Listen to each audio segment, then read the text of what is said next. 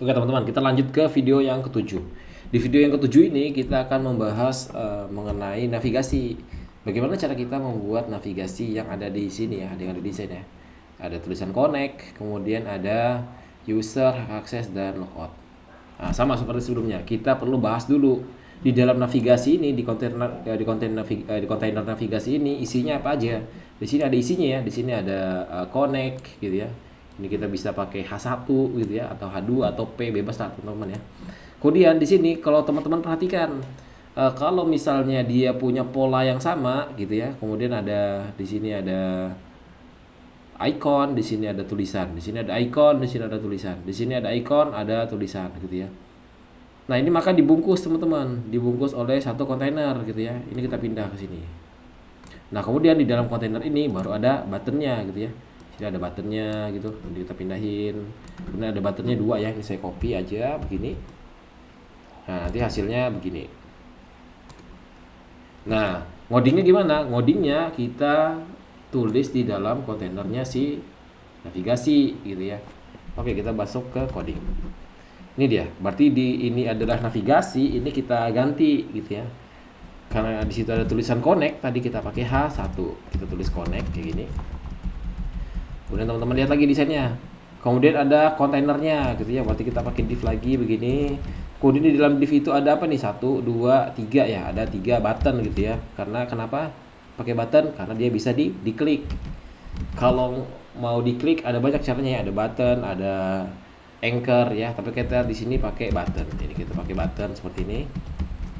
Kemudian kita tulis di situ user gitu ya. Kemudian yang kedua ada hak akses, kita pakai button juga, pakai hak akses. Kemudian yang ketiga ada logout ya, buttonnya ada logout. Nah seperti ini. Oke, kita lihat dulu hasilnya. Ini teman-teman lihat. Ini ada tulisan connect di sini ya, ada tulisan connect. Oke, pertama kita ganti backgroundnya dulu ya. Jadi di sini di bagian navigasi kita ganti dulu backgroundnya, kita ubah jadi warna white. Karena dia warna putih kan ya, warna white gitu. Kemudian connect ini kita ganti nih tulisannya, karena dia di desain itu agak besar ya. Di sini saya pakai class name juga sama. Kalau nggak salah dia pakai teks gini ya. Teksnya bisa ditentuin nih, teman-teman mau pakai yang mana. Ini udah ditentuin sama Tailwind ya. Kalau misalnya 2XL itu besarnya 34, kalau ini 30 gitu ya, kalau ini 36. Nah ini saya pakai yang 30 misalnya gitu, 3XL. Nah ini nanti tulisannya menjadi besar di sini ya. Kemudian teksnya itu warna putih teman-teman, kita ganti. Misalnya teksnya kita ganti warna hitam, teksnya black gitu ya. Nah, itu udah jadi warna hitam. Kemudian kita lihat lagi desainnya, di sini jadi warna hitam sama tebal ya. Nah jadi kita ganti pakai font bold ya. Ini teman-teman tinggal pelajarin aja di Tailwind CSS ya. Ini sudah jadi connect gitu ya. Kemudian kita lihat lagi nih buttonnya di sini. Buttonnya itu teksnya warna hitam di sini ya, warna hitam. Berarti kita ganti dulu. Ini saya ganti class name gini, teksnya adalah black misalnya kayak gini. Sorry, di sini black gitu ya. Kemudian ini sama, yang kedua warnanya juga black, teksnya black. Kemudian yang ketiga juga sama, teksnya adalah black, teksnya black gini. Oke, sudah. Nah terus teman-teman di sini ada problem lagi nih, dia ke samping kan ya, dia ke samping nih, padahal desainnya itu ke tengah gitu ya, ke tengah kayak gini. Pertama teman-teman seperti biasa kita bisa pakai ini ya, kasih backgroundnya dulu ya. Backgroundnya dia pakai yang black, berarti teksnya kan warna putih ya, ini kan warna putih nih, kita ganti dulu. Teksnya adalah white kayak gini, teksnya adalah white, kita ganti. Nanti kayak gini deh hasilnya. Nah kita baikin dulu, karena dia ke samping teman-teman perlu manipulasi nih agar dia ke tengah gitu ya. Teman-teman perlu ingat flex, kita bisa pakai flex ya. Flex itu gak hanya bisa mengubah dari nggak cuma bisa mengubah dia ke samping gitu ya, dia juga bisa untuk mengubah ke bawah gitu ya secara kolom. Kalau ke samping kan baris ya, row dia, kalau ke bawah dia kolom. Nah ini kita taruh di bagian kontainernya si 3 button ini agar kita bisa manipulasi gitu ya posisinya. Kita pakai class name, kemudian pakai flex, Kemudian flexnya itu pakai yang kolom gitu ya, kita pakai yang flex col kayak gini. Ini kita save, nanti dia jadinya ke bawah seperti ini ya, ke bawah dia. Nah terus kita lihat lagi desainnya. Di sini dia agak ini ya, agak berjarak ya. Misalkan ini kan nempel ya, ini berjarak. Nah kalau flex juga bisa kita pakai namanya gap gitu ya. Jadi setiap HTML tag itu ada jaraknya. Ini misalnya saya kasih 3 gitu ya, jadi dia berjarak 3 kayak gitu. Nah terus kita lihat lagi. Oke, terus teman-teman lihat nih, di sini itu teksnya itu di tengah gitu ya. Ini teksnya di tengah, user ininya juga di tengah gitu ya. Nah, bagaimana cara manipulasinya? Ada banyak caranya. Teman-teman bisa pakai flex, bisa pakai teks gitu ya, teks alin untuk connect-nya ini center gitu ya. Tapi saya lebih senang pakai flex ya. Nah, bagaimana caranya? Teman-teman berarti kan manipulasi kontainer yang besar ini kan ya, agar bisa memanipulasi HTML tag-nya yang H1 ini sama kontainer yang ini. Nah, teman-teman maka bisa taruh di flex-nya sih di sini ya, di navigasi ya. Teman-teman tambahin di sini flex. Kita lihat dulu. Nah, dia ke samping ya. Sedangkan flex itu nggak cuma hanya bisa ke samping, dia juga bisa ke atas bawah gitu kan ya. Berarti teman-teman tinggal tambahin pakai flex col kayak gini. Nah, kayak gitu sama.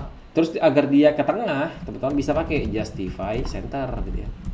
Nih, justify center. Nah, kayak gini bisa. Atau karena ini nggak cocok gitu ya, berarti pakai bukan justify tapi align center ya. Kita bisa pakai atau item center ya, item center. Taunya dari mana? Taunya dari yang tadi ya, di sini ya, di flex itu ya, di CSS tricks. Ya di sini. Teman-teman tinggal baca aja deh di sini. Nanti ada fungsi-fungsinya nih, ada display, ada flex direction gitu ya, dari lain sampai ke bawah, nanti bisa dibaca. Nah, nanti hasilnya kayak gini. Sama teman-teman bisa kasih gap di sini ya, agar berjarak. Di sini saya kasih 5 gitu ya, agar dia berjarak. Nah itu kayak gitu. Jadi berjarak lah dia. Atau kita kasih kira-kira aja misalnya 8 kayak gitu. Nah ini juga bisa.